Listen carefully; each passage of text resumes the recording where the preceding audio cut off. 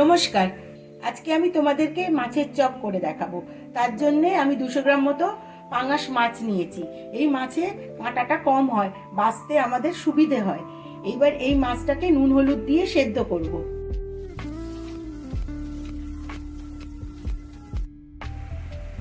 জলটা আমার গরম হয়ে গেছে। এবার এর মধ্যে অল্প নুন দেবো আর অল্প হলুদ গুঁড়ো দিয়ে এই মাছগুলোকে নরম হওয়া পর্যন্ত সেদ্ধ করব।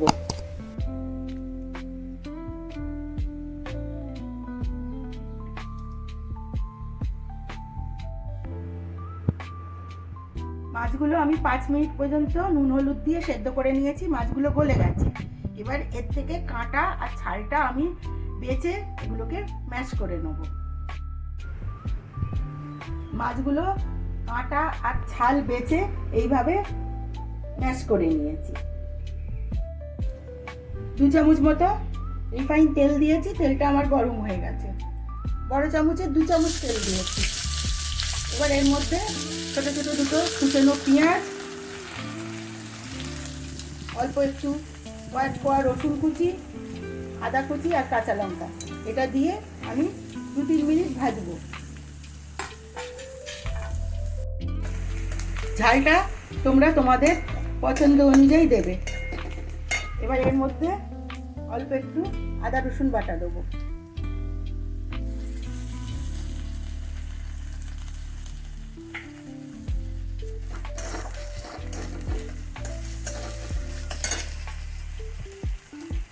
নুন দেবো। আমরা মাছেতেও নুন হলুদ দিয়ে সেদ্ধ করেছি, যদি নুনটা আমাদের একটু বুঝে দিতে হবে।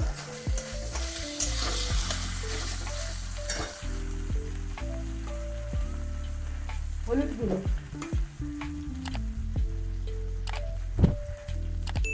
লঙ্কা গুঁড়ো,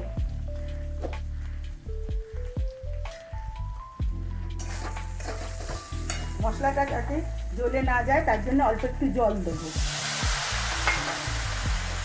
দিয়ে আমি আদা রসুন পেঁয়াজ ভালো করে কষিয়ে নেব। আর এই মাছটা এর মধ্যে দিয়ে দেবো।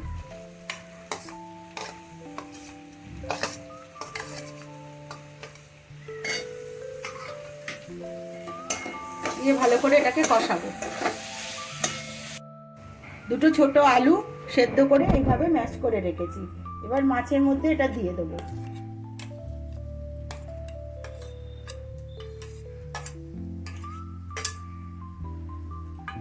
দিয়ে এটাকে আমি ভালো করে কষিয়ে নেব মাছের সাথে।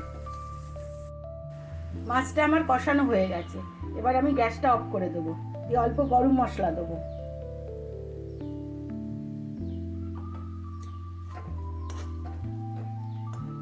একটু নাড়াচাড়া করে এর মধ্যে লেবুর রস দেবো।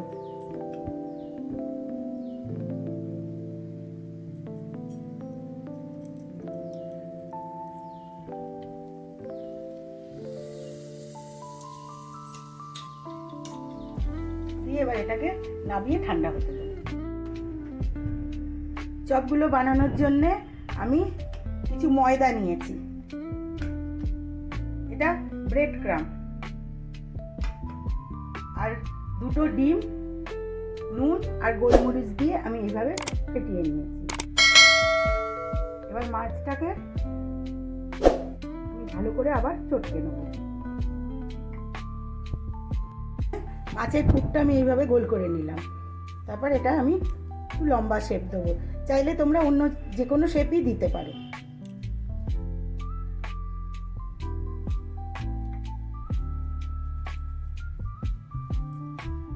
চাইলে তোমরা এইভাবেও শেপ দিতে পারো। আমি পুরো পুরটাকে আমি শেপ দিয়ে নেব। পুরটা থেকে আমি এইভাবে সব শেপ দিয়ে নিয়েছি। আমি সবগুলো ময়দায় এইভাবে কোট করে নেব।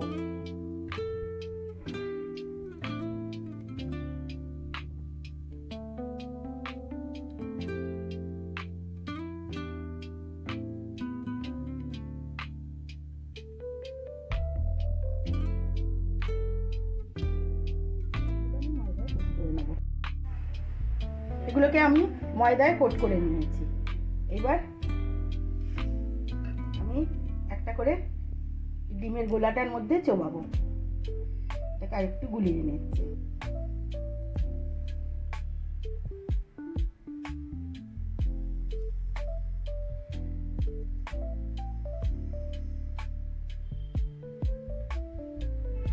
আবার এর জন্য দুটো হাত দরকার লাগবে। এগুলো ব্রেড ক্রাম। এবার এটাকে আমি ব্রেড ক্রামের মধ্যে দেবো।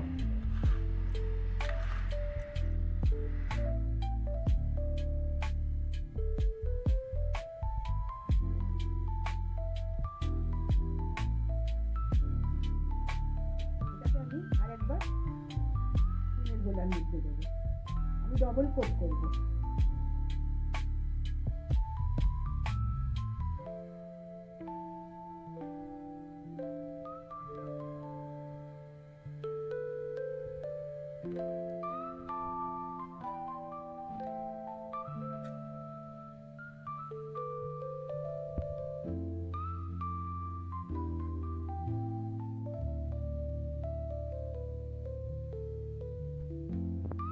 এটা আমার হয়ে গেছে।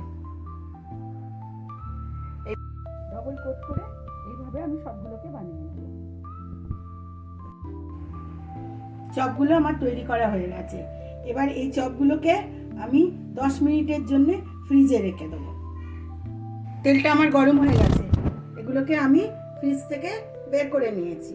এবার এগুলোকে আমি ভাজবো, কিন্তু আমি সবগুলো ভাজবো না, বাকিগুলো আমি ফ্রোজেন করে রেখে দেবো। সেটা কিভাবে করব আমি তোমাদেরকে দেখাবো।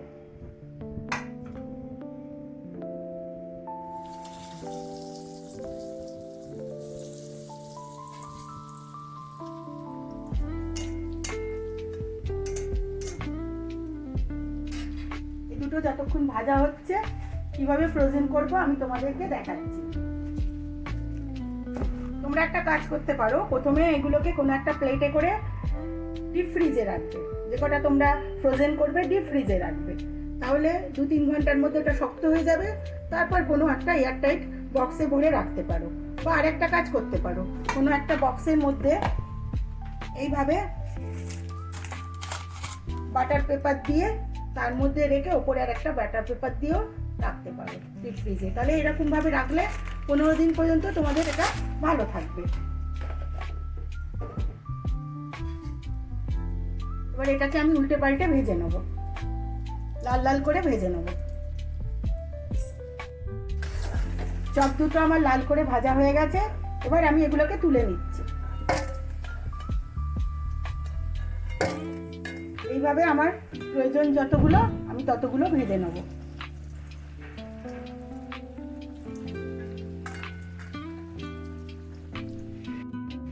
আমার কাছে বাটার পেপার ছিল, সেই জন্য আমি একটা কৌটোর মধ্যে বাটার পেপার দিয়ে তার মধ্যে এইভাবে রেখে দেবো।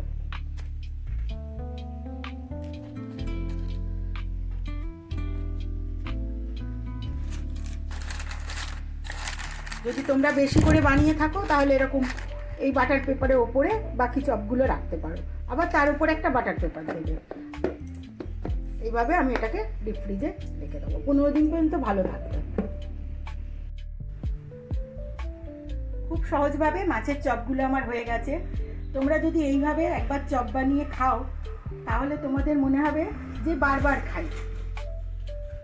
তোমাদের যদি এই মাছের চপের রেসিপিটা ভালো লেগে থাকে তাহলে তোমরা লাইক করো, শেয়ার করো আর সাবস্ক্রাইব করো।